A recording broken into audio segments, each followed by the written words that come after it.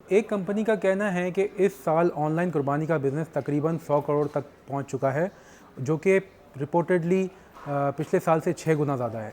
हमने थोड़ी रिसर्च की तो हमें पता चला कि ऑनलाइन कुर्बानी सर्विसेज जो प्रोवाइड कर रहे थे, उन्होंने गाय का एक शेयर तकरीबन 17 से 20 हज़ार के दरमियान अपना रखा था, जो इन कंपैरिजन विद मदरसा और मस्जिद में जो हम हिस्सा जाके लेते हैं वो 10 से 12 हज़ार तक का होता है, यानी कि उनका मार्जिन काफ़ी हाई था। मगर फिर बाद में हमने ये भी देखा कि बहुत सारे लोगों ने सोशल मीडिया पर आकर ऑनलाइन कुर्बानी सर्विस प्रोवाइडर्स के ख़िलाफ़ एहतजाज भी किया। उनको या तो बहुत सारे लोगों को ख़राब गोश्त मिला या तो फिर बहुत लेट मिला। लोगों का इस साल ऑनलाइन कुर्बानी की तरफ आना एक एक्सपेक्टेड इक़दाम था, इसलिए काफ़ी सारी छोटी बड़ी तकरीबन 80 कंपनियों ने इस साल ऑनलाइन कुर्बानी की सर्विसेज दी। ज़्यादा पैसे देने के बावजूद भी ऑनलाइन कुर्बानी सर्विस प्रोवाइडर्स के जो कस्टमर्स थे वो नाखुश रहे उनकी सर्विसेज से। इसी इशू पर हमने बहुत सारे ऐसी ऑनलाइन कुर्बानी कंपनी से बात हुई हमारी, जिसके बाद हमें समझ में आया कि ये बड़ी चैलेंजिंग इंडस्ट्री है, क्योंकि 3 दिन के अंदर आपको बहुत हाई डिमांड को केटर करना होता है और जो कि करना मुश्किल है।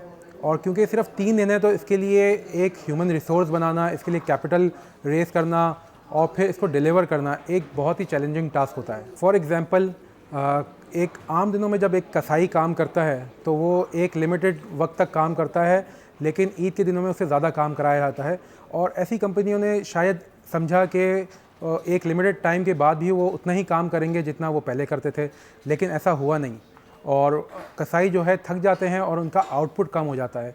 ऑब्वियसली जब आउटपुट कम हो जाता है तो एक टाइम कंस्ट्रेंट आ जाता है, और इस गोश्त के बिज़नेस में जब टाइम कंस्ट्रेंट आ जाए तो बड़ा इशू क्रिएट हो सकता है, जो कि हुआ। और गोश्त ख़राब भी हुआ, लेट भी पहुंचा और लोग नाराज़ हुए। और ये तो बात थी सिर्फ स्लॉटर हाउस तक की। फिर जब गोश्त कटने के बाद जो बड़ा मेजर इशू आया वो था डिलीवरी कंपनीज़ का, क्योंकि जो कंपनीज़ हायर की थी वो 1 डे डिलीवरी में कम से कम 6 से 8 घंटे लेती है, और उन्होंने इस गोश्त को भी एज अ ड्राई फूड की तरह लिया और 6 से 8 घंटे में डिलीवर किया। जब वो 6 से 8 घंटे इस गर्मी में गोश्त रहा तो वो ख़राब हो गया, तो किसी के घर ख़राब गोश्त पहुंचा, किसी के घर रंग बदला हुआ गोश्त पहुंचा। और तकरीबन सारी कंपनीज़ का यही हाल था। उनको इस इंडस्ट्री बोलेंगे या इस मौके सीज़न के बिज़नेस का अंदाज़ा नहीं था कि डिलीवरी कैसी होनी चाहिए और कब क्या एक्टिविटीज़ होनी चाहिए और टाइम को किस तरह मैनेज करना चाहिए। और उन्होंने अपने कैपेसिटी के हिसाब से ऑर्डर ज़्यादा लिए। उनको अंडरस्टैंडिंग ही नहीं थी कि इस तरीके से टाइम कंस्ट्रेंट होगा, क्योंकि काफ़ी सारे लोग, बड़ी कंपनीज़ भी जिसमें आती है, जो पहली दफ़ा इस दफ़ा ऑनलाइन कुर्बानी कर रहे थे। एक कंपनी के ऑनर का कहना है कि नेक्स्ट ईयर जब वो ऑनलाइन कुर्बानी करेंगे तो वो अपना डिलीवरी सिस्टम रखेंगे। उनके मुताबिक उनको 40 लाख तक का नुकसान हुआ है, क्योंकि उनका 40% जो उनको डिलीवरी देना था, यानी कि 1000 शेयर्स में से उनके 400 शेयर्स डिलीवरी करते हुए ख़राब हो गए।